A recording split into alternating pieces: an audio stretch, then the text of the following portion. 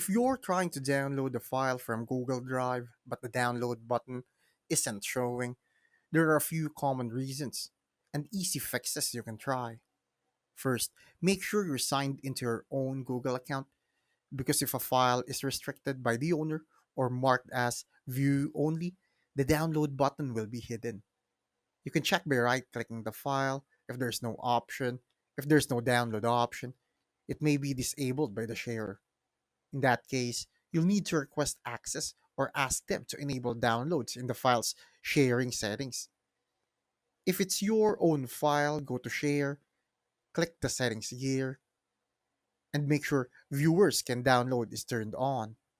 Another fix is to switch browsers or clear your cache because sometimes extensions or outdated sessions cause Google Drive to hide certain buttons. Try using Google Chrome in incognito mode and refresh the page. Also, if you're using a school or work account, the admin might have blocked downloads for security reasons, and you won't be able to change it yourself. On mobile, make sure you tap the three dots next to the file and look for download, not the previous screen.